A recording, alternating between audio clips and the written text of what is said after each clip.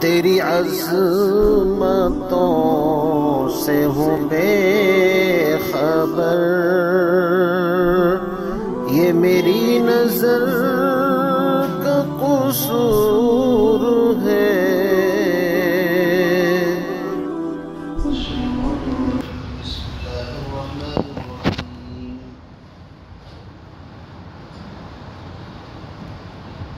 إن الذين كفروا سواء عليهم أأنذرتهم أم لم تنذرهم لا يؤمنون ختم الله على قلوبهم وعلى سمعهم وعلى أبصارهم غشاوة ولهم عذاب عظيم صدق الله العظيم.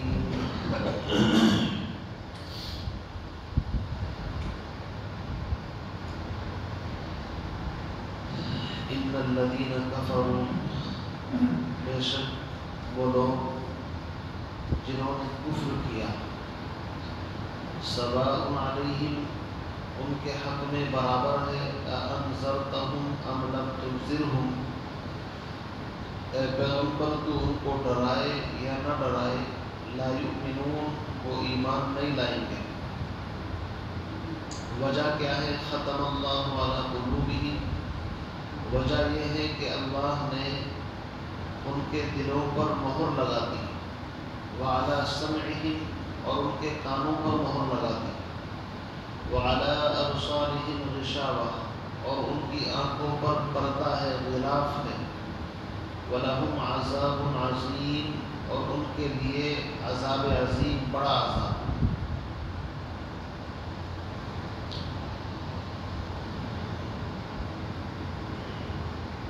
اللہ رب العزت نے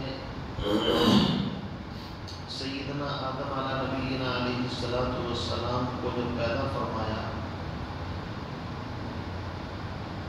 ابھی یہ زمین، آسمان، چاند، سورج اور دنیا کا نظام کچھ بھی نہیں بنا تھا۔ بات چل رہی ہے اس وقت کی جب عالم ارواح میں اللہ رب العزت نے آدم علیہ السلام کو پیدا کیا، تو اللہ رب العزت نے اپنا دست قدرت جو اس کی شان کے مناسب ہے، ہم اپنے ہاتھ پر قیاس نہیں کر سکتے، آدم علیہ السلام کی دائیں طرف پھیرا تو چھوٹی چھوٹی چیونٹیوں کی شکل کے اندر ایک مخلوق نکل پڑی جن کے چہرے روشن اور سفید تھے۔ بائیں طرف ہاتھ پھیرا تو ایک مخلوق نکل پڑی جو چیونٹیوں کی شکل کے اندر تھی اور ان کے چہرے سیاہ تھے۔ یہ سب کے سب وہ لوگ ہیں جو قیامت تک اس زمین کے اوپر آئے ہیں، یعنی انسان۔ آدم علیہ السلام کی جتنی بھی اولاد تھی، اللہ رب العزت نے ان تمام کو اس عالم کے اندر پیدا کر دیا۔ پھر ان میں سے بعض کے چہرے بہت زیادہ منور تھے، وہ تھے انبیاء علیہ السلام، جن کے چہرے کم تھے، روشن منور وہ تھے، وہ ایمان والے اپنے اپنے تقوی کے اعتبار سے۔ تو آدم علیہ السلام نے اللہ کی بارگاہ میں عرض کیا، الہی یہ کون ہے، یہ کون ہے؟ فرمایا، اے آدم، یہ سب کی سب تیری ذریت اور اولاد ہے جو قیامت تک، جب تک دنیا کا نظام چلے گا، دنیا کے اندر اپنے اپنے وقت پر آتے رہیں گے۔ پھر ان کے چہرے نورانی اور ان کے چہرے کالے، تو قرآن کہتا ہے کہ اللہ رب العزت نے کچھ چہروں کو حسین بنایا ہے، یوم تبیض وجوہ وتسود وجوہ فاما الذین اسودت وجوہہم اکفرتم بعد ایمانکم۔ جو نورانی اور منور چہرے ہیں وہ جنتی ہیں، ایمان والے ہیں، اللہ ان کو ایمان کی صلاحیت دے کر کے بھیجتے ہیں۔ اور جن کی زندگی کے اندر دائمی کفر تھا یا کفر پر ان کو رہنا تھا، اللہ تو سب پہلے سے جانتے ہیں۔ تو میرے عزیز بزرگوں دوستو، اللہ رب العزت نے اس سلسلے کو بنایا اور اپنے جمال کی تجلی ہر ایک کے اوپر ڈالی۔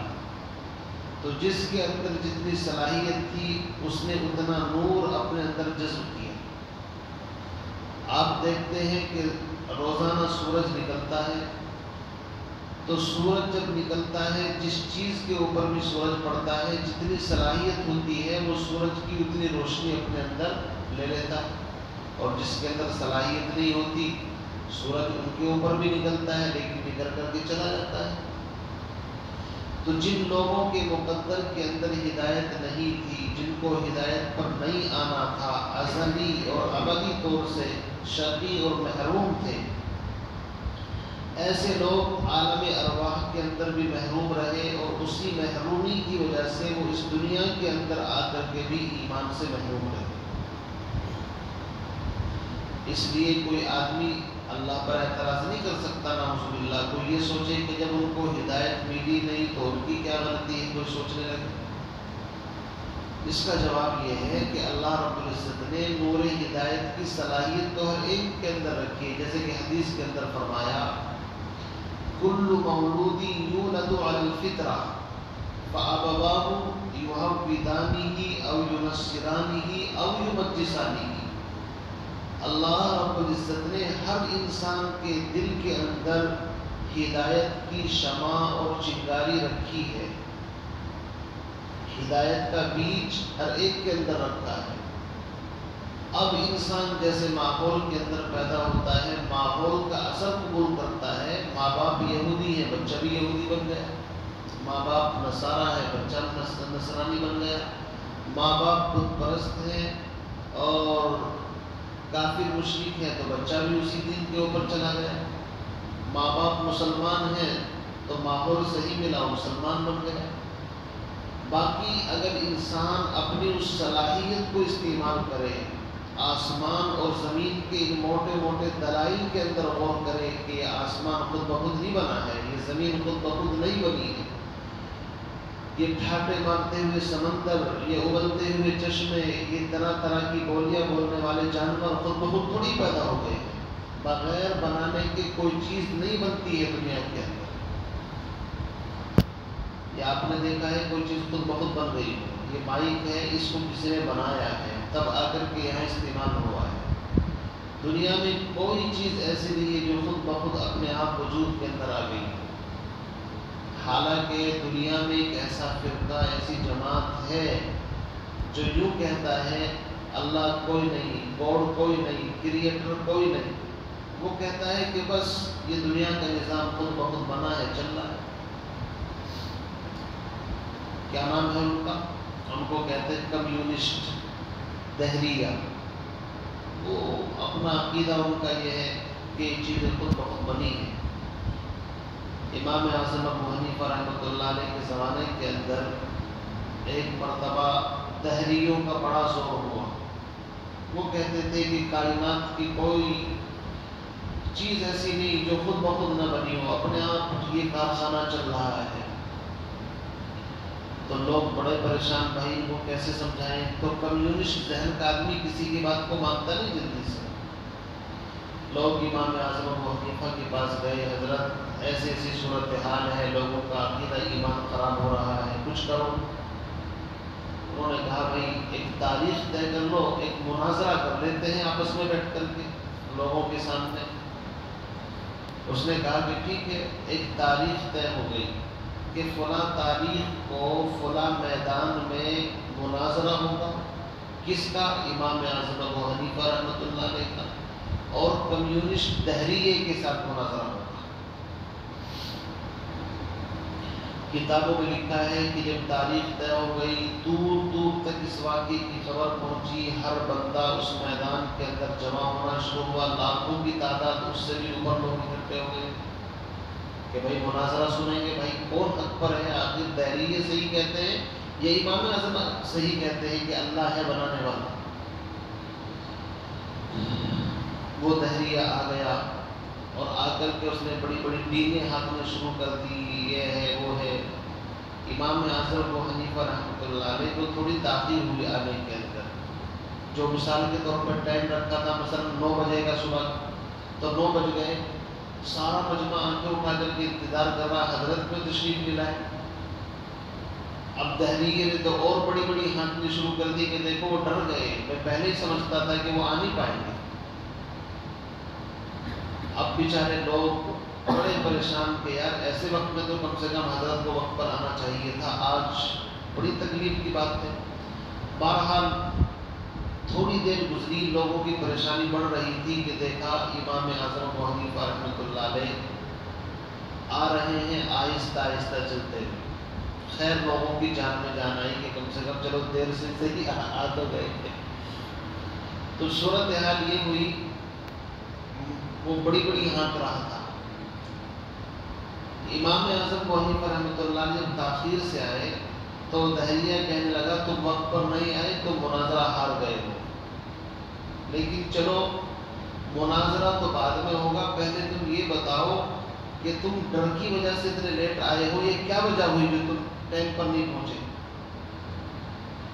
امام اعظم ابو حنیفہ رحمۃ اللہ علیہ نے کہا کہ ٹھیک ہے بھائی، پہلے تم لیکچر دے لو، اس کے بعد میرا بولنے کا نمبر ہے، پھر بیچ میں آپ کو نہیں بولنا۔ اپنی ادھر ادھر ایران توران کی ہاتھ کر کے اس نے امام اعظم ابو حنیفہ کو موقع دیا۔ امام صاحب نے فرمایا اصل میں تاخیر سے آنے کی وجہ یہ ہے کہ میں جہاں پر رہتا ہوں وہاں اور یہاں آنے میں بیچ میں ایک دریا پڑتا ہے۔ کیا پڑتا ہے؟ دریا۔ دریا سمجھتے ہیں؟ اور صورتحال یہ ہوئی جب میں دریا کے پاس پہنچا تو وہاں پر کوئی کشتی نہیں تھی، تو میں کیسے آتا؟ پل نہیں بنا ہوا تھا میں اس کے اوپر اتر کر کے آ جاتا، اور پانی اتنا زیادہ تھا کہ میں اس کے اندر پیدل بھی نہیں آ سکتا تھا نکل کر کے۔ تو لہذا میں اس اقتدار میں تھا کوئی کشتی آئے اور اس میں بیٹھ کر کے تمہارے پاس آؤں۔ قصہ یہ ہوا کہ اچانک میں اسی پریشانی میں تھا، میں نے دیکھا کہ ایک درخت جو دریا کے کنارے پر تھا وہ خود بخود کٹا اپنے آپ، اور وہ درخت کٹ کر کے پھر میں نے دیکھا کہ اس کے تختے بن گئے،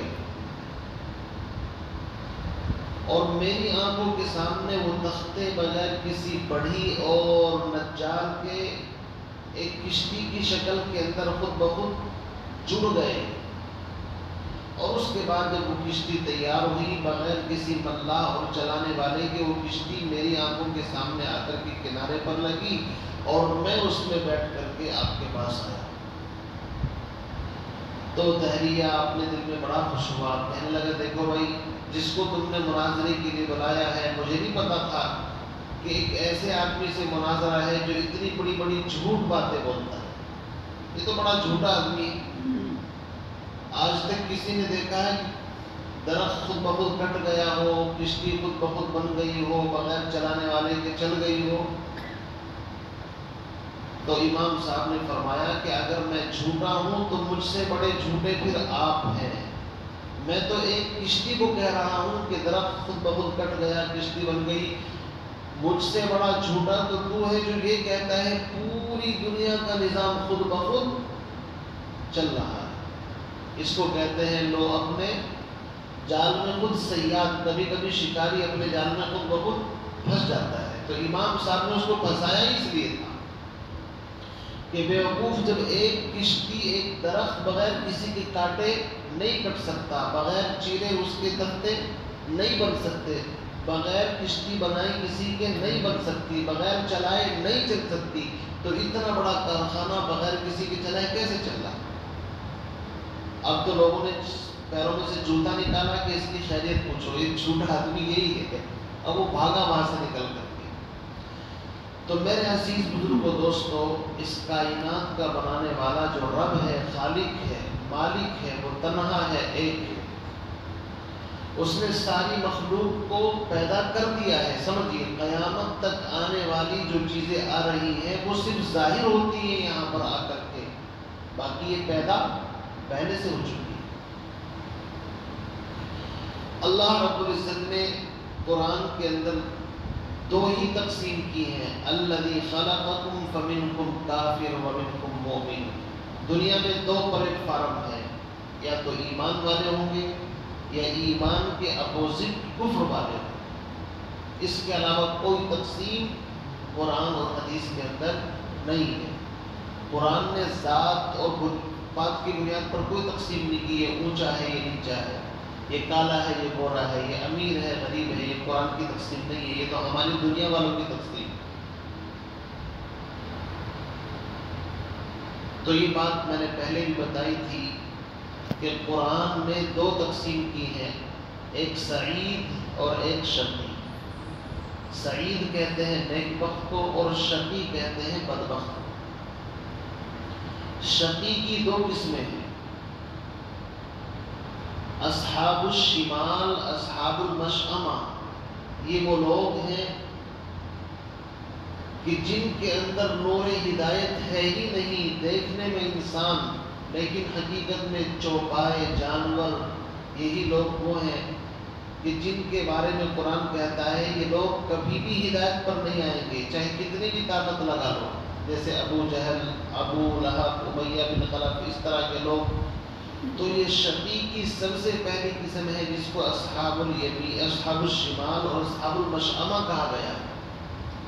دیکھنے میں انسان لیکن حقیقت میں چوپائے، اولئک کالانعام بل ھم اضل۔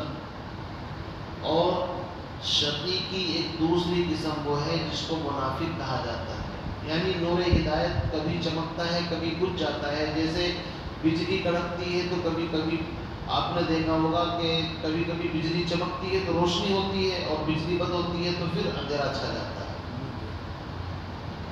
اور سعید جو ہے اس کی 5 قسمیں ہیں۔ سعید پہلی قسم وہ ہے جن کو قرآن کہتا ہے اولئک المقربون والسابقون الاولون، جو ایمان میں بھی پہل کرنے والے ہیں، قربانیوں میں، مجاہدوں میں پہل کرنے والے، ان کے برابر کوئی نہیں ہو سکتا دنیا کے اندر۔ یہ کون ہے؟ انبیاء، صدیق، شہداء اور اعلیٰ درجے کے صحابہ، یہ والسابقون الاولون اور اولئک المقربون۔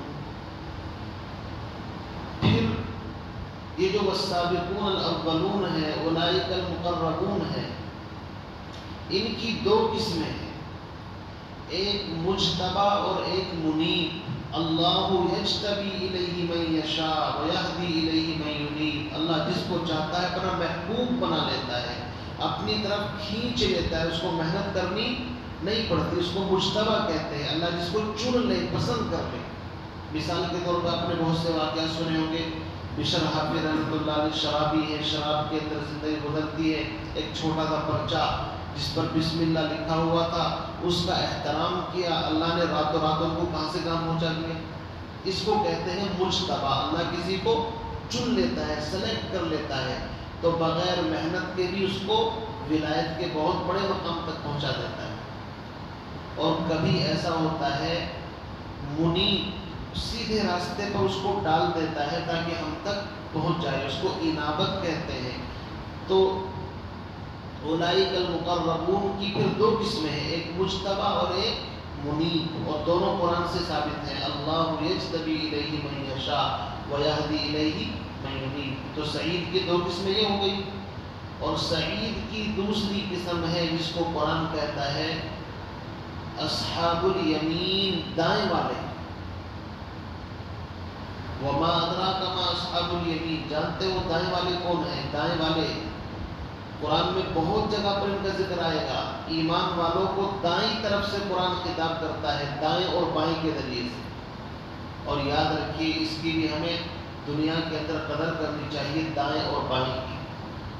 بہت ساری چیزوں کے اندر دائیں بائیں کا ہے کہ کوئی بھی اچھا کام کرو دائیں ہاتھ سے شروع کرو، کھانا کھاؤ دائیں ہاتھ سے نہیں، اور جوتا چپل اٹھانا ہے تو وہ بائیں ہاتھ سے، گندگی پاخانہ دھونا ہے تو وہ بائیں ہاتھ سے، ناک صاف کرنی ہے تو بائیں ہاتھ سے۔ ہر اچھا کام قرآن پڑھیں گے تو دائیں ہاتھ کی شہادت بھی ہونی رکھنی ہے۔ کیوں جی؟ دائیں ہاتھ جب آپ نیت باندھتے ہیں تو بائیں ہاتھ کے اوپر ہوتا ہے، یعنی دائیں کو فضیلت ہے بائیں کے اوپر۔ یہ ایک مستقل چیپٹر ہے، کبھی اس کے اوپر انشاءاللہ کھل کر کے بات کریں گے۔ آپ نے دیکھا ہوگا جب مردہ اس کو کفناتے ہیں تو پہلے بائیں طرف کا کفن لپیٹتے ہیں، پھر اس کے اوپر دائیں طرف کا، یعنی مرنے کے بعد بھی شریعت نے اتنا خیال کیا کہ بائیں اور دائیں کا خیال رکھا جائے۔ اصل قانون تو یہ ہے جیسے کہ دائیں طرف چلنا چاہیے، لیکن ہمارے ملک کا قانون چونکہ لیفٹ اور رائٹ یہ ہے کہ لیفٹ سائڈ چلنا چاہیے، تو مجبوری میں ہم چلتے ہیں۔ لیفٹ سائڈ، ورنہ تو اصل دائیں بائیں کا خیال ہے اسلام کے اندر۔ اسی لیے بعض علماء نے فرمایا کہ اگر آپ کپڑے سلواؤ تو اس میں بھی دائیں بائیں کا خیال رکھنا چاہیے۔ آج کل جو ٹیلر ہیں وہ بائیں کو دائیں کے اوپر کر دیتے ہیں عموماً، ورنہ تو اصل اتباع سنت یہ ہے کہ دایاں اس کا حق ہے کہ وہ بائیں کے اوپر رہے، جیسے نیت مانگتے وقت دایاں بائیں کے اوپر رہتا ہے۔ چونکہ اصحاب الیمین یہ جنتی لوگوں کی پہچان ہے، دائیں والے۔ پھر اصحاب الیمین کی 3 قسمیں ہیں، ایک اہل فضل جن پر اللہ اپنا فضل فرماتا ہے، ایک اہل عفو جن کو اللہ معاف کر دیتا ہے، غلطیاں تو ہوتی ہیں لیکن قرآن کہتا ہے فَأُولَٰئِكَ يُبَدِّلُ اللَّهُ سَيِّئَاتِهِمْ حَسَنَاتٍ، اللہ ان کی لغزشوں کو معاف کر دیتا ہے۔ یہ وہ لوگ ہیں جب توبہ کرتے ہیں اللہ توبہ قبول کر لیتا ہے۔ اور تیسرے ہیں معذبین کہ ہلکے پھلکے گناہ اگر ان سے ہو جاتے ہیں تو کبھی دنیا میں بھی سزا مل جاتی ہے، مال میں نقصان ہو گیا، جانی نقصان پہنچ گیا، اللہ ان کے ذریعے سے غلطی معاف کر دیتا ہے، کبھی مایوس نہیں ہونا چاہیے۔ ایمان والے کو لکھا ہے کہ اگر وہ بائیں جیب کے اندر کوئی چیز تلاش کرنا چاہتا تھا اور دائیں میں ہاتھ ڈال دیا، اتنی تکلیف کے اوپر بھی اللہ اس کو اجر دیتا ہے۔ حضرت تھانوی رحمۃ اللہ نے واقعہ لکھا ہے، آخری وقت ہے کہ یہودی مر رہا ہے اور ایک ایمان والا مر رہا ہے۔ یہودی کی خواہش ہے کہ میں مرتے وقت مچھلی کھاؤں، تالاب میں مچھلی نہیں، اللہ کے غیب سے غیبی نظام حرکت کے اندر آ رہا ہے، مچھلی کا انتظام کیا جا رہا ہے۔ ایمان والے کی خواہش ہے آخری وقت میں زیتون سے روٹی کھا لوں، زیتون اس کے پاس رکھا ہوا ہے، فرشتے کو آرڈر ہے جا کر کے زیتون کھلا دو، جا کر کے کھانے نہیں دینا ہے اس کو۔ دونوں فرشتوں کی آپس میں ملاقات ہوتی ہے، کہاں کہ میں ایمان والے بندے کے پاس جا رہا ہوں، زیتون سے روٹی کھانا چاہتا ہے لیکن اللہ کی خواہش ہے کہ اس کو کھلانی نہیں ہے، اس کا زیتون کھلانا ہے، بکھیرنا ہے جا کر کے، اور تم کہ میں فلاں یہودی کے تالاب میں مچھلی ڈالنے کے لیے جا رہا ہوں، اس کی خواہش ہے وہ اللہ کے پاس آئے گا، آخری خواہش ہے اس کی خواہش پوری کرنی ہے۔ اب ظاہر بات ہے عقل میں بات نہیں آتی کہ یار ایمان والے کے ساتھ یہ معاملہ اور غیر ایمان والے کے ساتھ یہ معاملہ۔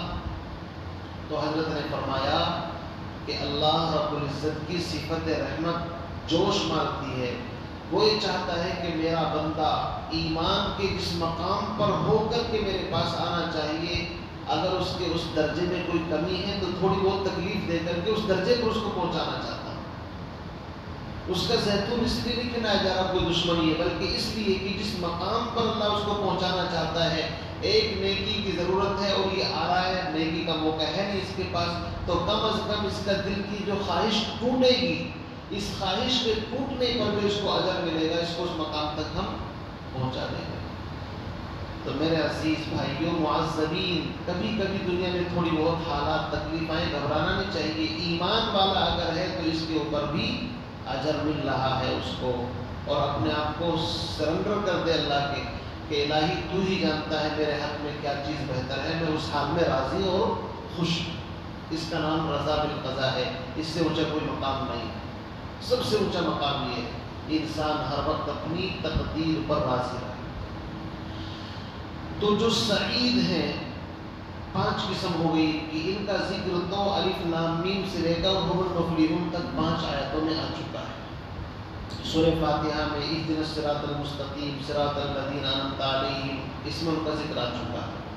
پھر شقی کی جو 2 قسمیں ہیں، ایک ازلی بالکل جن کو ایمان نہیں ملنا، اور ایک وہ کبھی ایمان آیا پھر چلا گیا جو منافق تھے، ان کا ذکر یہاں سے کفار کا، ازلی کفار کا ذکر 2 آیتوں میں اللہ نے کیا، ان الذین کفروا سواء علیہم اانذرتہم ام لم تنذرہم لا یؤمنون۔ یہ ان کافروں کا ذکر ہے جو شقی ہیں ازلی طور سے، نور ہدایت ان کے اندر پہنچا ہی نہیں، داخل نہیں ہوا۔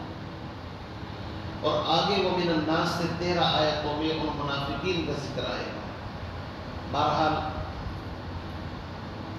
یہ مختصر سی گفتگو امید ہے کہ سمجھ میں آ گئی، 2-3 نوٹ سے یہیں پر اٹکے ہوئے ہیں، آگے کو سبق چل ہی نہیں رہا، چونکہ روزانہ کچھ نہ کچھ نئی بات آتی ہے سامنے۔ بہرحال اللہ کو جو منظور ہے، ہمارا مقصد تو یہی ہے کہ قرآن پاک کی آیات کی تشریح کھول کھول کر کے بیان کی جائے تاکہ بات صحیح طریقے سے سمجھ میں آئے. تو اب بہت سے لوگ سوچیں گے یار قرآن تو کہہ رہے قرآن کتاب ہدایت ہے، دوسری طرف یہاں قرآن کہتا ہے کہ ان کو ہدایت ملے گی نہیں. تو سوال پیدا ہوتا ہے ایک طرف تو کتاب ہدایت ہے، دوسری طرف کہہ رہا ہے ان کو ہدایت ملنی نہیں ہے. اس کا جواب تو یہی ہوا نا کہ اللہ رب العزت نے جو انسانوں کی تقسیم کی ہے کہ سعید کی 5 قسمیں ان کو ہدایت ملے گی، لیکن جو شقی ہیں ان کی جو پہلی قسم ہے کہ ازلی اعتبار سے اللہ رب العزت نے ان کے مقدر میں ہدایت نہیں رکھی اور اس میں کوئی اللہ کا قصور نہ سمجھے. یاد رکھیے ہر انسان کو اللہ نے، میں نے بتایا کہ صلاحیت دے کر کے بھیجا ہے، نہ مجبور پیدا کیا ہے کہ انسان اتنا مجبور ہے کہ کچھ کر ہی نہیں سکتا، اور نہ اتنا آزاد پیدا کر دیا کہ جو چاہے کرے. اللہ نے بیچ بیچ میں پیدا کیا ہے. انسان اپنی صلاحیت کو جس میدان میں لگاتا ہے وہ نکل جاتی ہے. ایک پہلوان اپنی صلاحیت کو پہلوانی پر لگاتا ہے تو طاقت پیدا ہو جاتی ہے. ایک انسان اپنی صلاحیت کو دیکھا ہوا باڈی بلڈنگ کے اندر لگاتا ہے تو بلڈر بن جاتا ہے کہ بھائی ایک دم باڈی مین بن جاتا ہے. ایک انسان اپنی صلاحیت گیم کھیلنے کے اندر لگاتا ہے تو اسی کے اندر ماسٹر بن جاتا ہے. صلاحیت تو ہے، بس وہ لگانے کی بات ہے کہ کدھر لگا رہا اپنی صلاحیت، اور جس میدان میں لگاتا ہے اس کا نکھار ہوتا ہے اس کے اوپر. تو وہ لوگ جنہوں نے اپنی صلاحیت کو دنیا پہ لگایا، قرآن ان کے بارے میں کہتا ہے یعلمون ظاہرا من الحیات الدنیا وهم عن الآخرۃ هم غافلون. دنیا کی زندگی کو تو بڑی باریکی سے جانتے ہیں لیکن آخرت سے اندھے اور غافل ہیں. تو ایسے لوگوں کا یہاں پر ان الذین کفروا میں اللہ نے ذکر فرمایا ہے. سمجھیں گے نہیں؟ یہ ایسا ہی ہے جیسے کہ ایک آدمی بالکل بیماری کے آخری مقام پر پہنچے تو ڈاکٹر دیکھ کر کے کہہ دیتا ہے کہ جناب اس کے بچنے کی کوئی امید نہیں ہے، اس کو لے جاؤ گھر اور اس کی خدمت جا کر کے کر لو. تو بھائی ڈاکٹر نے بیمار کیا کہ اس کو پوچھتا ہوں آپ سے، بیمار تو وہ اپنی بد پرہیزی سے ہوا ہے، بیمار تو وہ اپنی عقل سے ہوا ہے کہ اس نے صحت کے اصولوں کو نظر انداز کر دیا. بس ڈاکٹر کا کام تو اتنا ہے خبر دے دی بیماری کے آثار دیکھ کر کے کہ جناب کے بچنے کی کوئی امید نہیں ہے. ایسے ہی اللہ رب العزت نے جو ازلی طور سے کفر کی دلدل میں پھنسے ہوئے تھے ان کے بارے میں اپنا فیصلہ سنائے کہ ایمان لانے والے نہیں ہیں. نبی جی آپ ان کے اوپر محنت کریں نہ کریں آپ کو مایوس ہونے کی ضرورت نہیں. آپ کا اجر، آپ کا ثواب پورا ملے گا، آپ کے اجر میں کوئی کمی نہیں آئے گی. ثواب علیہم ہے، علیہ کا نہیں. بہرحال اللہ تعالیٰ سے دعا فرمائے ہم تمام کو ان باتوں پر عمل کی توفیق نصیب فرمائے. سبحان اللہ.